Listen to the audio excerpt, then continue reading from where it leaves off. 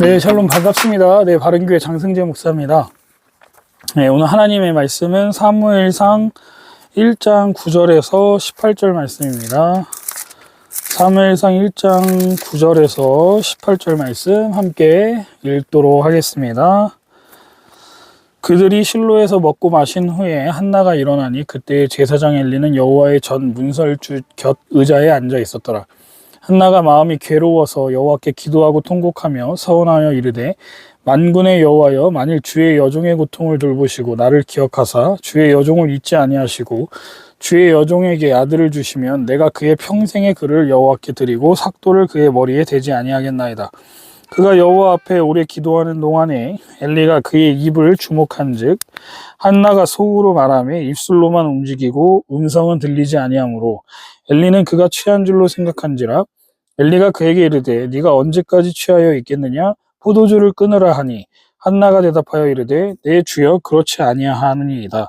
나는 마음이 슬픈 여자라 포도주나 독주를 마신 것이 아니요 여호와 앞에 내 심정을 통한 것뿐이오니 당신의 여종을 악한 여자로 여기지 마옵소서.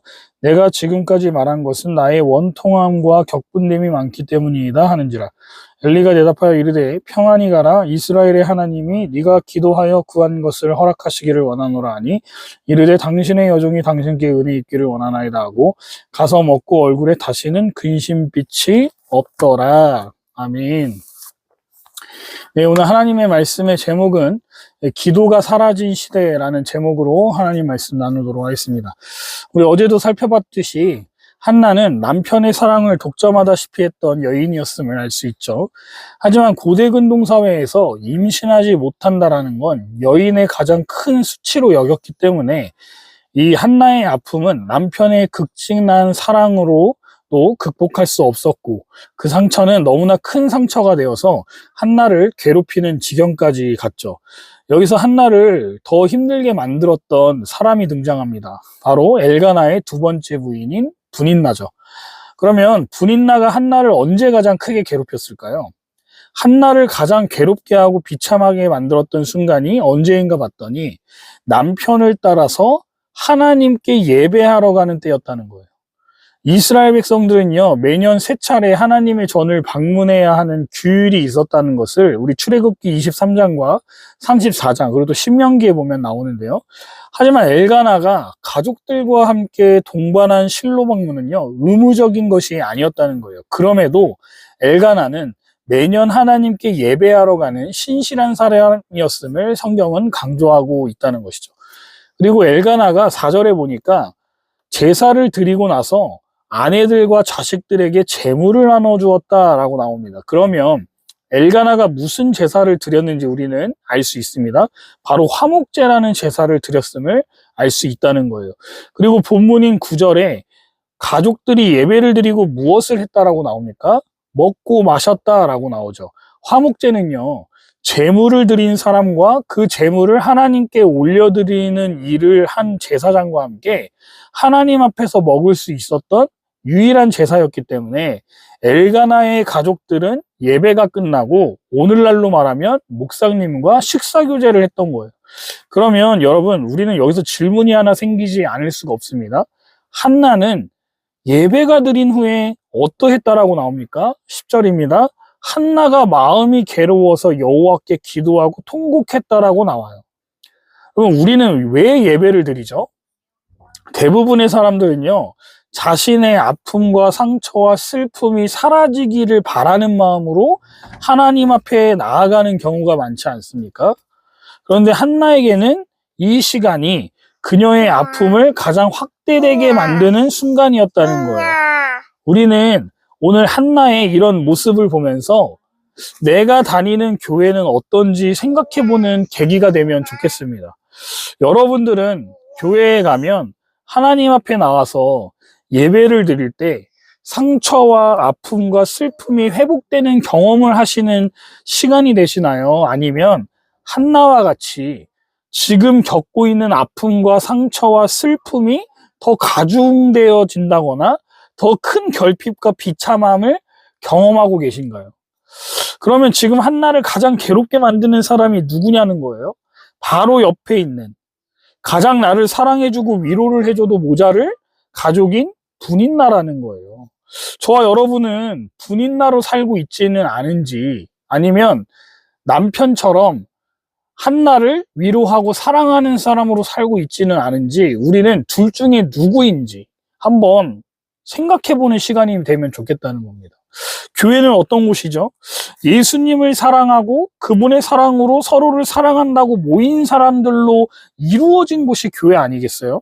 그런데 교회 안에서요, 가장 상처받기 쉽고 남들에게 상처 주기 쉬운 곳이 교회라면, 그러면 이것만큼 비참한 곳이 또 어디 있겠습니까?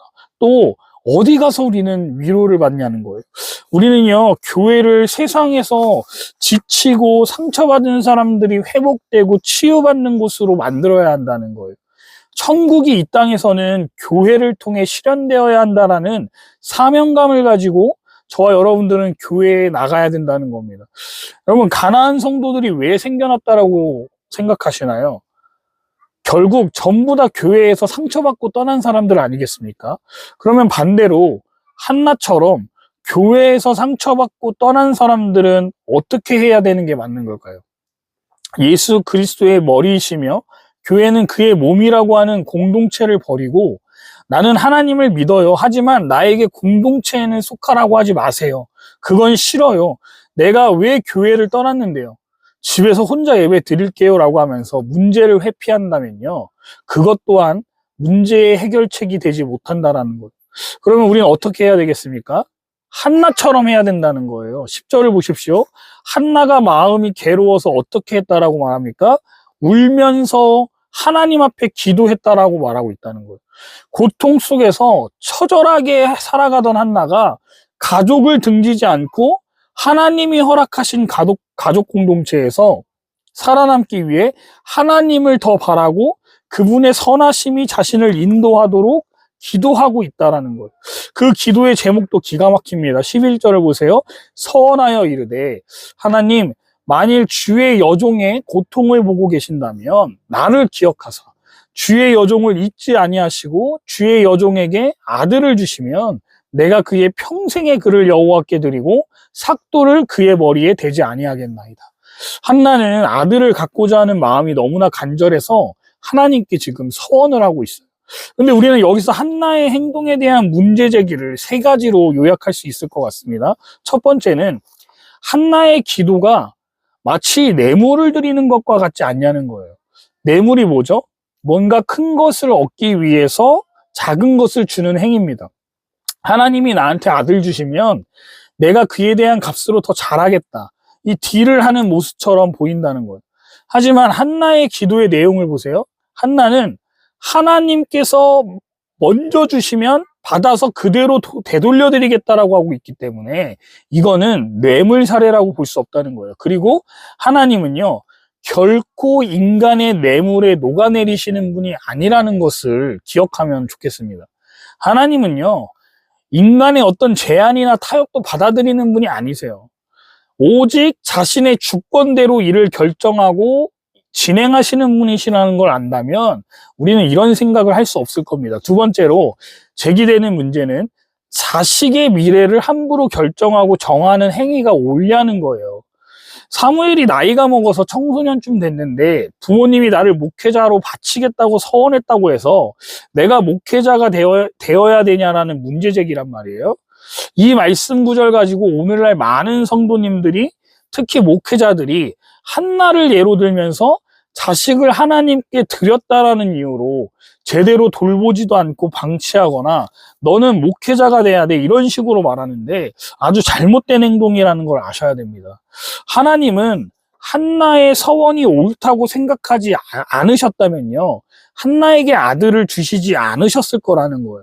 그리고 한나의 서원대로 사무엘은 엘리 제사장 곁에서 하나님의 일을 배우면서 자라게 되죠. 일생을 하나님의 사람으로 살게 됩니다. 그런데 이걸 아셔야 돼요. 이런 과정도 하나님이 의도하셨다라는 거예요. 왜냐하면 한나를 임신하게 하지 못하게 하신 분이 누구라고 말하고 있죠? 그것도 두 번씩이나 하나님이란 말이에요. 이 이야기는요, 한나라는 잉태하지 못하는 한 여인에 관한 이야기인 동시에 이스라엘에 관한 이야기이기도 하기 때문이에요. 하나님은 한나라는 여인을 통해서 이 타락한 이스라엘을 다시 구원하고자 하시는 과정을 계획하셨고, 그 과정에서 한나라는 여인의 간절한 기도와 서원을 이끌어내셔서 이 사무엘이라고 하는 자식을 통해 이스라엘을 이끌어 가시기를 원하셨다라는 것을 우리는 알아야 됩니다. 그렇기 때문에 이 내용을 가지고 내가 자식을 낳았고 목회자로 선교사로 무슨 직업이든 간에 하나님께 드리기로 서원했으니까 너는 그렇게 살아야 돼 라고 가르치시면 안 된다는 거예요. 하나님이 알아서 하실 일이지 부모가 서원했다고 그대로 살아야 된다는 건 본인이 하나님과 같이 지금 자식을 대하는 것과 별반 다르지 않다고 생각합니다. 자, 세 번째로 더 심각한 문제를 제기하죠. 엄마의 품이 가장 필요한 어린아이를 강제로 부모의 품에서 떼어내어서 하나님의 장막에 거하게 하는 일이 맞냐라는 거예요. 한나야 자기가 서원한 일을 지키기 위해서라지만 사무엘의 입장에서는 너무 잔인한 일 아니냐는 겁니다. 그건 부모가 마음대로 하나님 사이에서 서약을 지키기 위해서 아이를 희생시키는 일 아니냐라는 거예요. 제가 아까도 말씀드렸지만 하나님이 한나의 서원 기도를 옳다고 생각하지 않으셨으면요, 아들을 주시지 않았을 거란 말입니다. 그러면 하나님이 아들을 주신 이유가 뭐예요? 한나의 서원 기도를 하나님께서 받아들이셨다라는 걸 의미합니다. 그리고 아까도 말씀드렸지만 이 이야기는 단순히 한나의 이야기이기도 하지만 동시에 영적으로 타락한 이스라엘에 관한 이야기라는 거예요. 이런 특정한 정황에서 한나의 서원을 해석해야 된다는 겁니다. 자, 한나의 서원 기도가 끝나자마자 누가 등장합니까? 엘리 제사장이 등장한단 말이에요. 이 평범한 여인인 한나의 신실함과 이스라엘 영성이 얼마나 망가져 있는지를 엘리 제사장을 통해 대조하고 있단 말이죠. 엘리가 영적으로 분별력이 얼마나 없는지, 기도하고 있는 건지 술 취한 여자가 중얼거리는 건지를 구분하지 못할 정도였다라고 지금 말씀하고 있지 않습니까? 그러면 더 이상 무슨 말이 더 필요합니까? 이스라엘을 통치하고 있던 엘리가 이 모양이면 이스라엘 백성들은 오죽하겠습니까? 사무엘이 등장하기 전에 사사기를 한번 보세요. 이스라엘의 처참함을 볼 수 있습니다.